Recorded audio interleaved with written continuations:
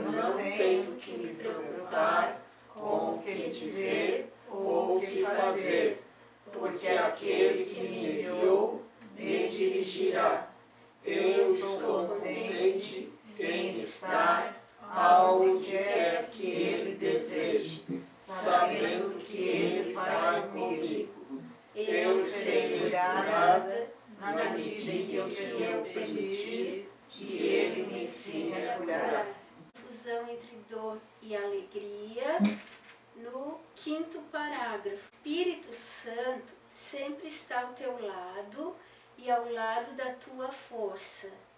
Enquanto evitares a sua orientação de qualquer forma, queres ser fraco.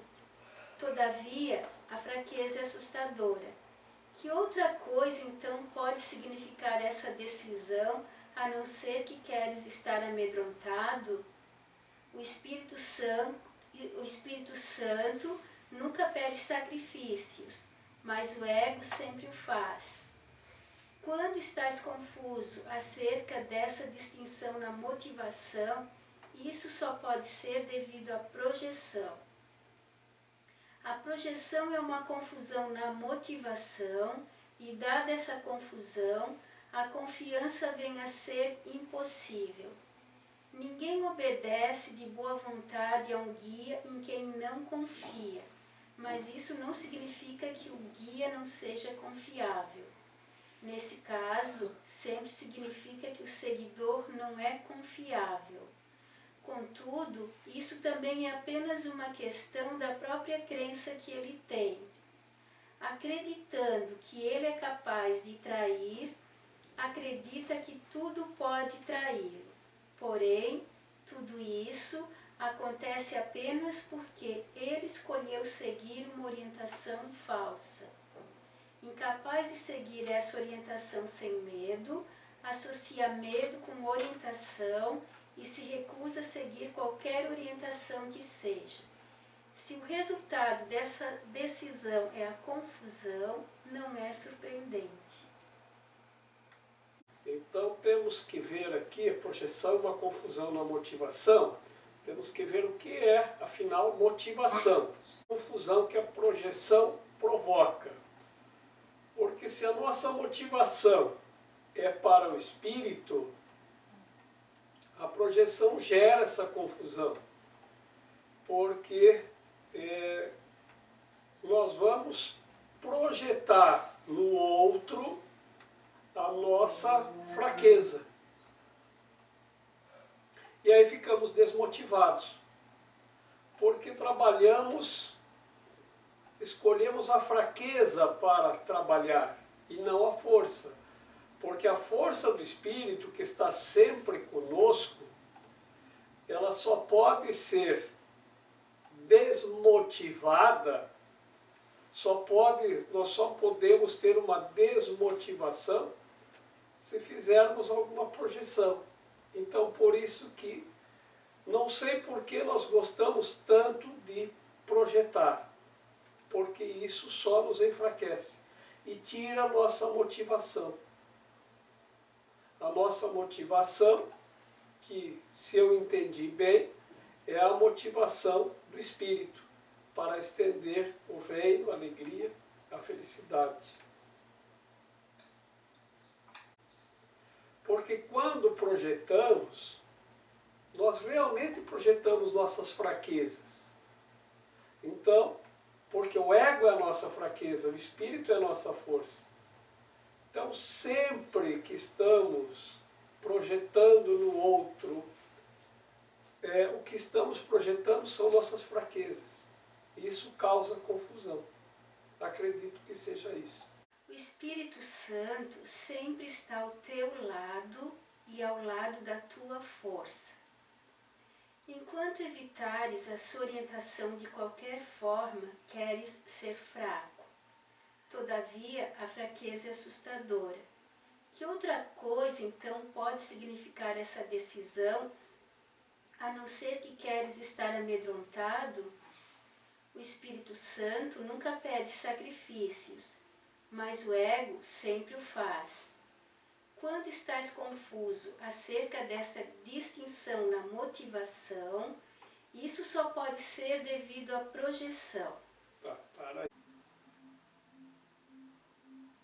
A projeção é uma confusão na motivação, e dada essa confusão, a confiança vem a ser impossível. Ninguém obedece de boa vontade a um guia em quem não confia, mas isso não significa que o guia não seja confiável. Nesse caso, sempre significa que o seguidor não é confiável. Contudo, isso também é apenas uma questão da própria crença que ele tem.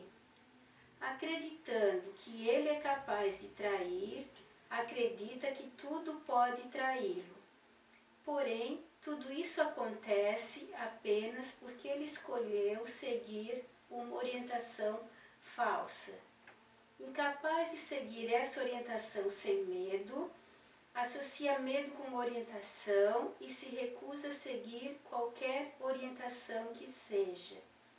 Se o resultado dessa decisão é a confusão, não é surpreendente. Vamos trazer isso para nós mesmos. Como que nós aceitamos a orientação de um guia? Nós confiamos no guia? Ou desconfiamos do guia quando ele quer nos conduzir? Ou na orientação do guia? Essa orientação do guia, se nós acreditarmos que não é confiável, isto não significa que o guia ou a sua orientação não seja confiável. Isto sempre significa que o seguidor não é confiável. Ou seja, eu não sou confiável, porque não confio. Então, quem não confia não é confiável, porque acredita na desconfiança. Então, vai acreditar que o guia ou a sua orientação podem traí-lo. Mas isso devido à sua crença e à confusão que faz na projeção. Então isso quer dizer que nós projetamos no guia a nossa desconfiança. Por isso nós não seguimos a orientação do guia. Então, se este livro está nos servindo de guia, nós estamos confiando plenamente na orientação do livro que nos guia? Ou nós desconfiamos que se eu seguir exatamente o que diz o livro, o que diz o guia, isso pode trair em algum momento a minha motivação. Então, é porque o seguidor não é confiável. Se nós colocarmos isso para nós mesmos, então nós podemos avaliar assim: eu estou seguindo mesmo as orientações desse livro? Ou eu não confio totalmente? Porque se eu não sigo é porque eu não estou confiando. E se eu não confio na orientação do guia, eu é que sou desconfiado. Se eu digo eu sou desconfiado, é porque eu estou destituído de confiança. Isso não quer dizer que o livro não seja confiável e que a orientação do livro não seja. Então isso é a minha projeção. E esta projeção gera confusão. E esta confusão talvez é o que bloqueia para eu seguir essa orientação. Porque quando a gente lê aqui, quando a gente ouve aqui no grupo uma orientação, e essa orientação vem do guia, né? Se nós seguirmos, nós vamos alcançar um resultado lógico. Se nós não seguirmos, nós vamos alcançar outro. Então, por isso que que nós temos que avaliar o quanto nós estamos confiando no guia e na orientação. Se nós estamos seguindo. Então, quando surge um exercício, por exemplo, aqui, a gente faz. Quando sai a ideia de fazer um exercício, a gente faz. A gente confia na orientação. Porque se não fazemos, não estamos confiando totalmente. E se não estamos confiando, que isso possa trazer um resultado benéfico, né? Então é porque nós ainda somos desconfiados, não confiamos. Porque se tivéssemos fé ou confiança plena, a gente experimentaria seguir. E é claro que se a gente segue, a gente vai obter um resultado. E é esse resultado que vai nos dar credibilidade. Mas se a gente não segue, a gente não sabe qual é o resultado. Então a gente fica na desconfiança. Porque a gente não segue a orientação. Então vamos pensar sobre isso. Se estamos seguindo, se aceitamos a orientação do guia e confiamos nela. Então, a colocação é que se... Não é que não confie, que é falta de disciplina, né? A propósito do exemplo da alimentação, mas é falta de confiança mesmo. Por quê? Porque se tu confiasse realmente que aquela alimentação ia deixar você mais saudável, você adotaria a disciplina. Porque se o guia diz para ti, o tesouro está em tal lugar, a disciplina acontece. Se você confia no guia, você vai lá pegar o tesouro. E a alimentação, ela te promete, como resultado lógico, o tesouro da boa saúde. Né? Mas a gente não confia totalmente nisso. Por isso que a gente é indisciplinado, por falta de confiança. A mente que tem fé, ela é autodisciplinada. Então a indisciplina, eu acho que é falta de confiança. É falta de fé. Porque se tivéssemos fé, a disciplina se estabelece. Na falta de fé se estabelece a indisciplina. E fé é confiança. Então é confiar no guia. Porque quando você vai no médico, que você está com dor, e o médico te dá um remédio, e você confia no médico, e ele diz, toma a cada 4 horas que para de doer, você toma. E como resultado lógico, para de doer. Aí você confia. Aí você não vai ser indisciplinado, porque você está vendo que se você não tiver disciplina, você tem a dor. Né?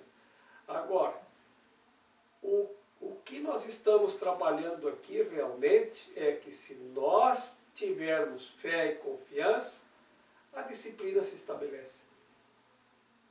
Se uma pessoa entra no emprego e acredita que aquilo é o que ela gosta de fazer, ela se disciplina. Mas se a pessoa não gosta daquilo que está fazendo, ela não confia que aquilo vai lhe trazer um resultado, que aquilo vai lhe trazer um futuro, que aquilo vai lhe trazer uma realização profissional ou financeira, ela não se disciplina. Então, eu acho que a indisciplina é falta de confiança, é falta de fé. Um exercício que uma vez uma pessoa que treinava soldados fez, e foi muito interessante, era assim. Ele vendava os olhos do soldado e ordenava que ele marchasse. Então ei, frente! E aí o soldado saía marchando. Halt! Para! E o cara parava. Agora abre os olhos. E o cara estava a 1 centímetro do precipício. Então, essa disciplina ou essa confiança, isso é falta de fé, falta de confiança. Porque se a gente tem confiança naquele que nos guia, a mente é disciplinada. Se houvesse uma falta de confiança na pessoa que treinava, o soldado, ele não teria essa disciplina e ia parar 1 centímetro depois e teria caído no precipício. Então, o soldado, ele é treinado para confiar. E a disciplina é decorrente da confiança. Então, se nossa mente está indisciplinada, é porque ela ainda não confia. E se ela ainda não confia, então nós temos que treinar, assim como o soldado treina a confiança. E a disciplina é decorrente. Então isso é falta de treinamento. Porque se nós tivermos fé, nós treinamos a mente e nos disciplinamos. Então, se você confia, então vai. Disciplina a tua mente e vai. Eu acho que da maneira como ele colocou aqui, ele tá puxando por esse aspecto. Você ainda não confia. Ele não nos condena por falta de confiança. Ele apenas coloca que se tivéssemos confiança, nós seguiríamos o guia. E seguiríamos a orientação do guia. Eu acho que a palavra, como ele coloca as palavras aqui, ele coloca de uma maneira assim para ver o mínimo possível de interpretações equivocadas. Ele minimiza a possibilidade de interpretarmos. E a coisa é assim, é que nós conhecemos as palavras, mas na verdade nós conhecemos muito pouco o significado das palavras. Por isso que quando ele coloca aqui a palavra confiança, então eu acho que ela está bem colocada aqui, é falta de confiança. E isso se estende para qualquer outra coisa, com certeza. Se nós não confiamos, nós não seguimos. Nós não seguimos o guia, nós não seguimos uma orientação. E isso pode ser orientação de uma dieta alimentar, isso pode ser uma orientação de um exercício para fazermos. Pode ser um exercício físico, um exercício mental, qualquer exercício, qualquer atividade, mental ou física, né, que a gente receba uma orientação. Se a gente confiar totalmente, eu acho que disciplina é decorrente da confiança. Mas isso não é um puxão de orelha na gente. Isso é uma orientação, é outra vez uma orientação. Então é colocado dessa maneira para nos darmos conta de que tudo que nós não seguimos fielmente é porque nós não estamos confiando no guia. E na verdade, ele diz, não é que o guia ou a orientação não seja confiável, é que nós somos destituídos de confiança em nós mesmos. Sim. Então, porque nós não confiamos em nós mesmos, nós também não confiamos no guia. A orientação é confiável. Se nós fôssemos confiantes ou confiáveis, nós seguiríamos a orientação. Para qualquer coisa.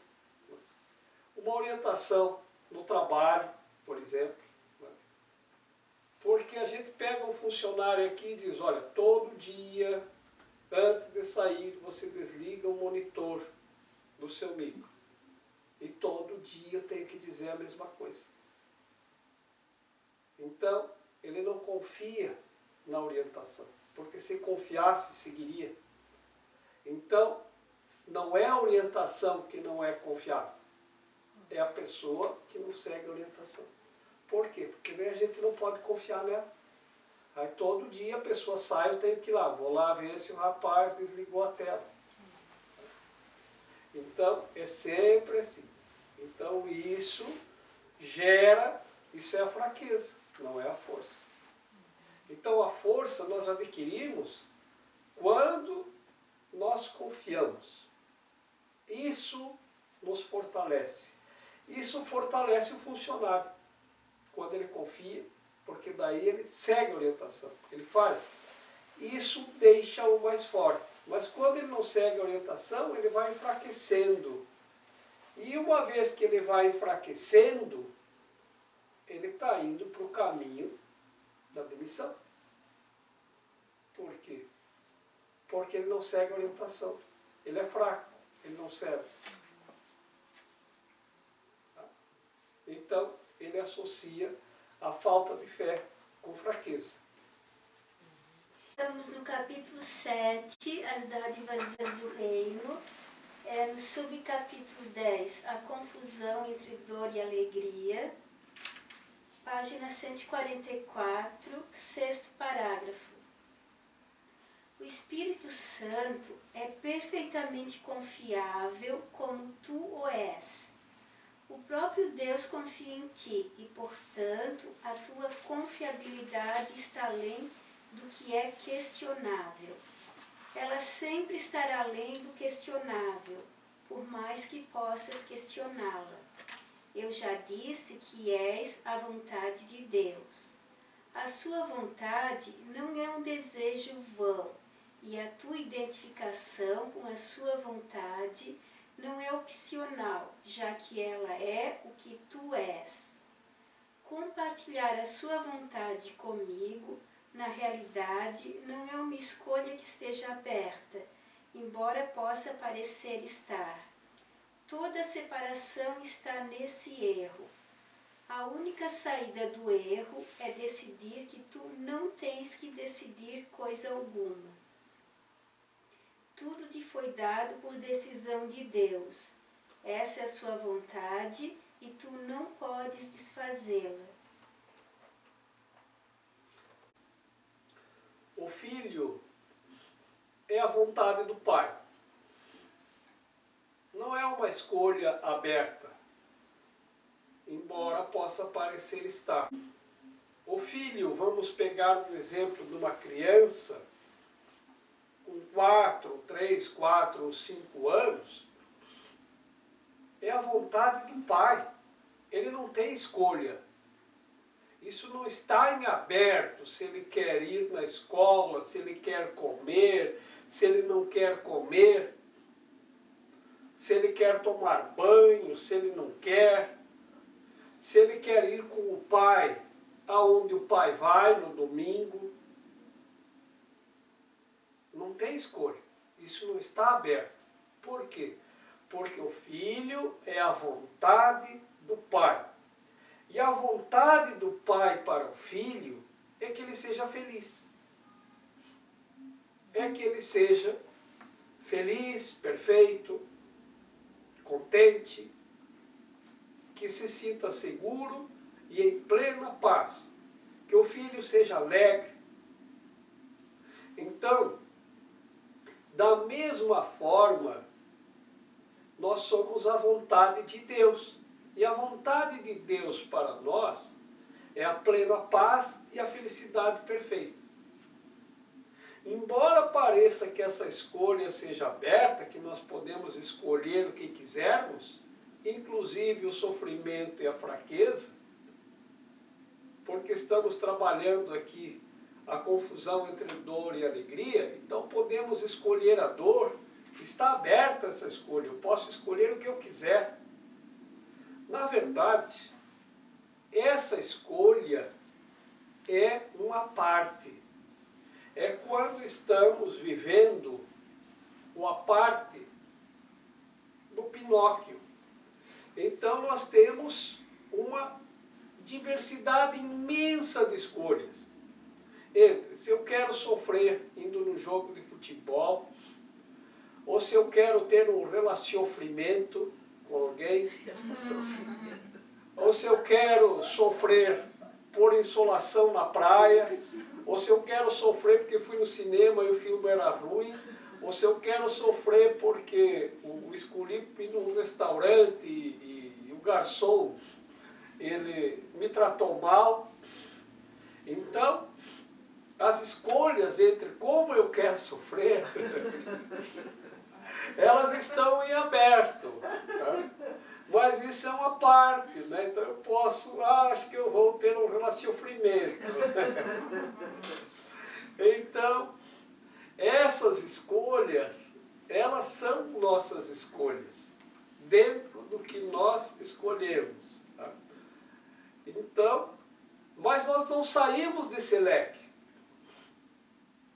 Ou é dor desse jeito, ou é dor do outro jeito. Não tem para onde sair. Né? Então, o ego é um pacote fechado. Você não tem escolha. As escolhas já estão, são cartas marcadas ali. Não tem para onde escolher. O que ele diz ali? Então, que nós não temos que escolher nada. Que nós não temos que decidir nada. Deixa o Pai decidir. Ah, como eu queria um pai para decidir o que fazer. A cada momento que tem uma confusão, que tem um mundo é só confusão. Né? Aí chega uma pessoa e quer uma coisa que vale 200, ele quer que eu venda por 50. E aí ele fica me pressionando. Ah, como eu queria chamar meu pai e dizer, pai, eu decidi aí. Isso para mim está demais. Né? Aí chega outra pessoa e quer, então, e aí vem não sei o quê. E aí, cada hora tem uma situação que envolve escolhas. Então o que ele diz? Se você escolher, você escolher por si mesmo. Porque o Pai te deixa livre. Tu quer escolher sozinho ou quer que eu decida por você? Olha, eu já estou querendo que ele decida por mim, porque todas as escolhas que eu faço sozinho só dão errado. É só dor, não tem alegria. Tá? E a escolha que ele faz para mim, quando ele toma a decisão dele é pela alegria. Porque aonde eu estou, no meu ponto de observação, na verdade, a gente não consegue ver um palmo adiante do nariz para saber o que é que vai dar se eu escolher tal coisa. A única coisa que eu sei, que o resultado lógico das minhas escolhas é a dor. E o resultado lógico, se eu permitir que ele decida por mim, é a alegria. Tá? Então, decide por mim, porque eu quero estar na alegria o tempo inteiro. O que eu vou perder se eu deixar essa decisão pelo Espírito ao invés da escolha pelo ego? O ego sempre impõe sacrifícios. O Espírito sempre estende alegria. Então, é isso que nós temos que treinar aqui, para aprendermos a deixarmos a decisão acontecer pelo Espírito. Só que às vezes nós dizemos assim, o ego é uma coisa lá fora, então vamos dizer, ó ego, tu escolhe para mim aí. Vamos dizer, o Espírito que vai escolher por mim, então eu perdi a capacidade de decidir. Não, tu és o Espírito que criaste uma parte, que é o ego, que é como Gepeto criou o Pinóquio. É a mesma analogia. É a mesma analogia. Agora, quando nós escolhemos seguir a orientação do Espírito, o resultado lógico é alegria. Quando nós escolhemos, essa decisão é tua, porque tu é o Espírito. E o ego é tua criação. Tu é o Gepeto e o Pinóquio é a tua criação. Agora, tu vai deixar o Pinóquio decidir por você? Sendo que tu és o Gepeto, agora ele vai tomar as decisões por ti? Isso é aprisionamento. Isso é loucura. Deixar uma criança decidir por você. O pai deixar uma criança de 3 anos tomar as decisões. Então, nessa analogia, tu é o pai do teu ego. Tu criou o teu ego. Assim como Deus criou você. Então, colocamos assim, Deus criou o Gepeto e Gepeto criou o Pinóquio. Aí, essa vontade de Deus está no Gepeto. E a vontade de Gepeto está no Pinóquio. Só que o Gepeto, ele pode achar que ele quer escolher por ele mesmo. E aí ele escolhe criar o Pinóquio. É o ego. Agora, o Pinóquio vai ditar para o Gepeto o que o Gepeto deve escolher. Então, isso é só sofrimento, nós só vamos entrar em fria. Olhem a história do Pinóquio a partir da trajetória do Pinóquio. Porque nós lembramos aqui até o Gepeto criou o Pinóquio, e o Pinóquio tomou vida própria porque tirou da mente de Gepeto a energia. Como foi a trajetória do Pinóquio? É uma trajetória de alegria ou de mentira, de sofrimento, de fantasia? Então, o que você quer que aconteça? Você quer viver a vida do Pinóquio ou a vida do Gepeto?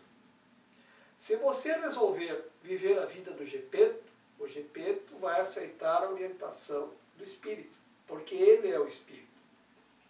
Então, o Espírito está no Gepeto, mas não está no Pinóquio. O Espírito está em mim, mas não está no meu ego. Então, quando eu escolho seguir a orientação da minha criatura, que é o meu ego ou o meu Pinóquio, é dor. Quando eu escolho seguir a orientação do guia, que é o Espírito, é alegria. Tinha um personagem uma vez, eu acho que era do Jô Soares, que dizia total confiança. Então, quando eu tiver total confiança no Espírito, ele toma a decisão por mim. Agora, então, nós vamos fazer um exercício esta semana. Diante de alguma situação em que temos que tomar uma decisão, vamos exercitar. Essa aqui eu escolho. E aí vamos observar o resultado. Essa aqui é do meu jeito. Tá? E aí você escolhe uma outra e olha para cima e diz assim, essa aqui eu deixo contigo. A resposta vem, ela está em você. Aí a resposta é você escolhendo, decidindo pelo Espírito ou você escolhendo pelo ego. A resposta vem na hora. Então vamos ver diante de uma situação que a pessoa te agride. Você tem que dar uma resposta. Pelo ego, qual vai ser a resposta? Eu já sei. Para com isso! Está pensando o quê? Que eu sou o quê? Essa é a resposta do ego. É uma contra-agressão, porque o ego usa a lei do ataque e da defesa. Né? E isso vai te causar dor, porque tu causou um conflito. Se não é a dor física de tu levar um murro no nariz, né? Porque eu tinha um amigo meu que era gaúcho, muito macho, né? E aí o filho dele foi encher o pneu da bicicleta no posto que era na esquina de casa. E aí o filho voltou dizendo que o borracheiro cobrou R$5 para encher o pneu. Ele foi lá brigar com o borracheiro e voltou com a dor no nariz. O cara deu um morro no nariz dele porque ele foi lá gritar com o borracheiro. Não foi conversar, ele foi agredir o borracheiro. E o borracheiro deu um murro no nariz dele. Então esse é o resultado lógico, a dor. Porque ele escolheu o ego. Agora, porque isso nós é que decidimos, se nós queremos ir pelo ego ou pelo espírito. Só que nós estamos tão acostumados a sempre seguir a orientação do ego, por isso que acaba tudo em dor e sofrimento. Agora, eu eu tenho que dar uma resposta para o borracheiro. Não vou deixar isso passar assim. Mas essa resposta eu quero pelo Espírito.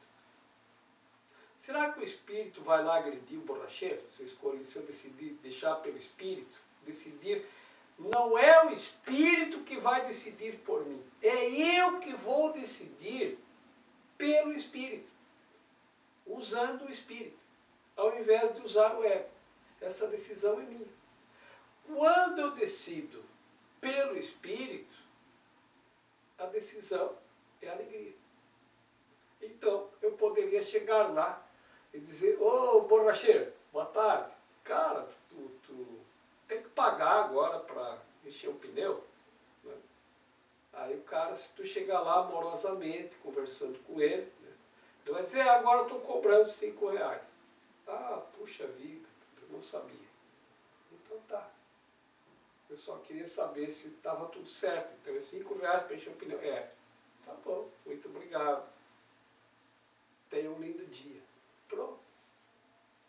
Quebrou o meu nariz, o borracheiro, que eu fui perguntar amorosamente? Não. Então o resultado não é dor. Tem que pagar as coisas no mundo, a gente paga por tudo. Tem alguma coisa pela qual nós não pagamos? Não tem. Não tem nada pelo qual a gente não tenha que pagar. A gente paga por qualquer coisa, por tudo. Não tem almoço de graça, diz um ditado popular. De algum lugar aquilo, alguém pagou para mim, ou de algum lugar saiu um pagamento. Não tem nada de graça. Então, sempre tem que pagar. Agora, o fato de pagar, ele é apenas a circulação do meio de pagamento que é o dinheiro. Então a gente tem que aprender. Tá? Se o ego te exige lá um pagamento, vai lá, conversa. Se tiver que pagar, não tem outro jeito. Paga. Se tu não pagar, tu vai ter que pagar de outro jeito. Sabe? Agora, com quem fica o dinheiro? Não fica com ninguém. Ninguém fica com o dinheiro. Eu vou contar aqui novamente uma historinha, até porque uma pessoa me pediu para lembrar essa historinha, e eu lembrei dela agora. Um viajante chegou num hotel, numa cidadezinha do interior, e se apresentou no balcão para o hoteleiro e perguntou, quanto que é a diária? O hoteleiro disse, R$200. E eu posso olhar o quarto para ver se eu gosto? Pode olhar, mas eu acho que você vai gostar. Está bem. Então eu já vou deixar pago, e se eu não gostar, você me devolve o dinheiro? Devolvo. Pode descer que eu lhe devolvo o dinheiro. E assim, o viajante deixou os R$200 em cima do balcão e subiu para ver o quarto. O hoteleiro, confiante em que o viajante ficaria, pegou os R$200 e foi pagar o padeiro, a quem ele devia exatamente R$200. O padeiro devia R$200 exatamente para o veterinário. Foi lá e pagou. O veterinário devia R$200 para o leiteiro. Foi lá e pagou R$200 para o leiteiro. O leiteiro devia R$200 para uma prostituta. Foi lá e pagou. A prostituta devia R$200 para o hoteleiro. Pegou os R$200, botou em cima do balcão e disse para o hoteleiro, estou pagando a minha conta. Foi o exato momento em que o viajante desceu e disse, não gostei do quarto, estou pegando meu dinheiro de volta, que estava justamente em cima do balcão. Com quem ficou o dinheiro? Com ninguém. E todos pagaram suas contas. Então, é assim. Se nós entendermos que as coisas, o dinheiro é um meio circulante, ele circula, mas não fica comigo. Então, nós vamos entender que se tiver que pagar alguma coisa, vamos pagar com amor. Porque se formos decidir pelo ego, nós vamos pagar com raiva. E isso vai nos causar dor. Então, em tudo, esse exemplo pode ser útil. Em tudo, esse exemplo pode ser útil.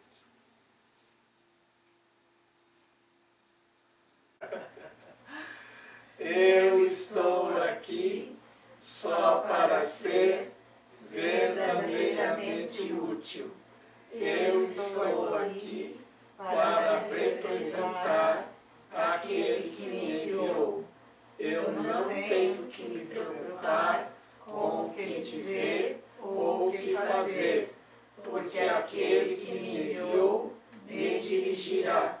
Eu estou contente em estar aonde quer que Ele deseje, sabendo que Ele vai comigo.